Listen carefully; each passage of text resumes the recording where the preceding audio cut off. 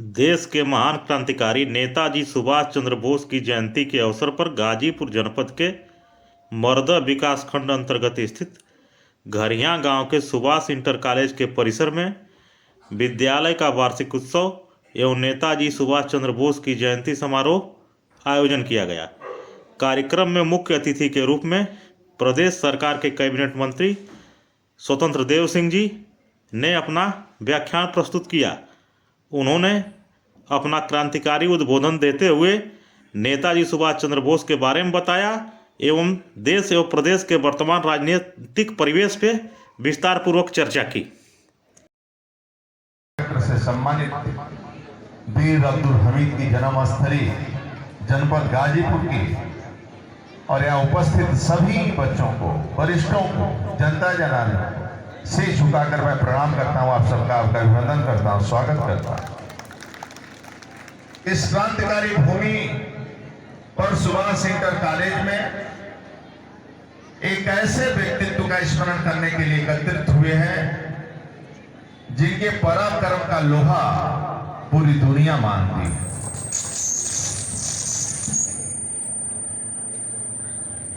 भारत के इस महान धरती ने अनेकों महापुरुष को जन्म दिया।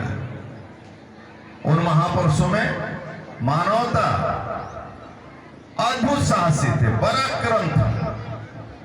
यही मित्रों पूरा इतिहास उठाएंगे इस मातृभूमि के लिए, इस मां के लिए, चाहे छत्रपति शिवाजी महाराज रहे और राम का अनेक वीरों ने। उसी तरह मित्रों इस धरती पर एक सुभाष चंद्र बोस भी जन्म लिए थे जो पूरी दुनिया के अंदर उनका नाम आज भी याद किया जाता है। ऐसे महापुरुष थे नेता सुभाष चंद्र बोस। सुभाष चंद्र बोस ने 15 वर्ष की उम्र में अपनी मां से ऐसा पत्र लिखते थे और अपने मां से दिशा मांगते थे कि मेरी मां जंजीरों में जकड़ी हुई है, मेरी मातृभूमि के लिए, मुझे मां के लिए कुछ करना है। ऐसा पत्र हमेशा लिखते थे मित्रों। वो आजादी की लड़ाई के एक ऐसे विराट योद्धा थे जिन्होंने पूरे साहस के साथ अंग्रेजों के सामना किया था। मैं स्वतंत्रता भीख है, स्वतंत्रता को भीख नहीं लूंगा, मैं इसे हासिल करके रहूंगा।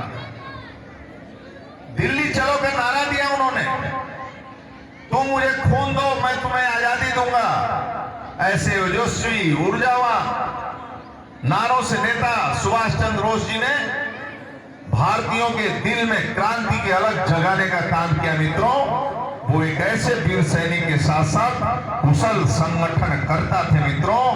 और नेता सुभाष चंद्र बोस के आह्वान पर अनेक वीरों ने देश की आजादी के लिए खुद को समर्पित कर दिया। सौभाग्य भाई नरेंद्र मोदी को मिला, देश के प्रधानमंत्री को मिला। अंडमान एक विशेष संकल्प स्मारक नेता सुभाष चंद्र बोस के लिए समर्पित किया गया। मोदी सरकार ने सुभाष चंद्र बोस आपदा प्रबंधन पुरस्कार के नाम से वार्षिक पुरस्कार शुरुआत की गई। सुभाष चंद्र बोस के पराक्रम की दर्शाते हुए विशेष सिक्का, पोस्टल स्टैम्प जारी करने का काम भी मोदी सरकार ने शुरू किया। मोदी जी के नेतृत्व में भारत एक ऐसी सेना का निर्माण की तरफ बढ़ रहा है जिसका सपना नेता सुभाष चंद्र बोस देखा था। कुछ ही दिनों में पूरा देश गणतंत्र दिवस भी मनाने वाला है और गणतंत्र दिवस समारोह का शुभारंभ हर वर्ष 24 जनवरी की जगह 23 जनवरी अर्थात नेता सुभाष चंद्र की जयंती से होता है, जिसे मोदी सरकार ने पराक्रम दिवस के रूप में मनाना प्रारंभ किया है। इस पुण्य अवसर पर आप सबका मैं स्वागत करता हूं। उसे मुझे प्रबंधक जी ने आग्रह नहीं किया है, लेकिन विद्यालय की व्यवस्था के लिए मैं इनको अपने तरफ से इस विद्यालय के लिए मरम्मत कुछ करने के लिए मैं 5 लाख रुपया अपने विधायक निधि से इनको देता हूँ। वैसे उन्होंने चर्चा भी नहीं किया था, लेकिन इस विद्यालय में आने के बाद ऐसा लगता है कुछ करना चाहिए।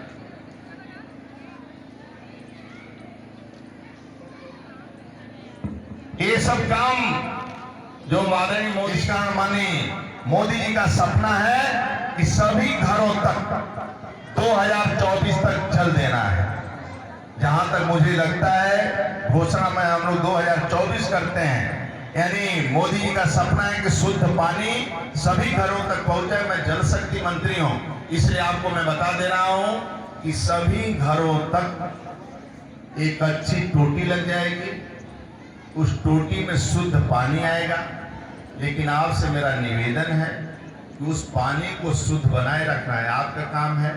टोटी चोरी न हो जाए उसकी चिंता है आपको करना है कि वो टोटी 11,000 के पड़ेगा। वह टोटी पूरी लाइन और बिछाने से पूरा अंतिम तक वो टोटी 11,000 के पड़ता है। इतनी बड़ी विश्व की बहुत बड़ी योजना मोदी जी ने सोचा। बुंदेलखंड में जब महिलाएं जाती थी 3-3 किलोमीटर पानी लेने के लिए, इसलिए सुविधा उन्होंने दिया। शौचालय आवास के बाद 3 करोड़ आवास बनाए देश के अंदर, उन महिलाओं को लखपति बना दिया। साथ में फ्री में भोजन, गैस का कनेक्शन, बिजली का कनेक्शन, शौचालय, मनरेगा से भी बनवाने का पैसा दे देते, मजदूरी भी, अन्न भी, किसान सम्मान निधि, सब मोदी योगी जी कर रहे हैं। तो 4-5 काम आपको करने में क्या जाता है? करोगे? करोगे? हाथ उठाओ, बताओ करेंगे। अच्छा, एक तो शाम को 5 मिनट माता पिता का पैर कमा दे। जैसे पूछिए कि अटल जी के पहले काशी से जब वह कानपुर जाता था तो सड़क कैसी थी? तो याद दिलवाते रहना लोगों का कि जब दूसरी सरकार थी तो क्या स्थिति थी। बड़ा पाप किया है कांग्रेसियों ने मित्रों, जो परिवारवाद देकर चले।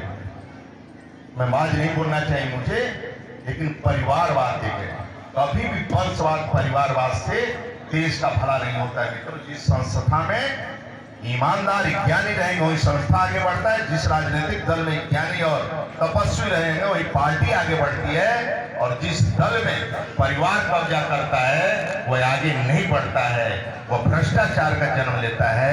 इसलिए आपसे मैं कह रहा हूं मित्रों, बहुत पाप किया है जिसकी हम कल्पना नहीं कर सकते। आज गुजरात में स्वर्ग दिखता है। मैं गया था कच्छ में, एक लड़ाई 37 साल में एक रिपोर्ट नहीं भाई। गांव में सरपंच और लोग एक साथ रहते हैं, एक लड़ाई नहीं है।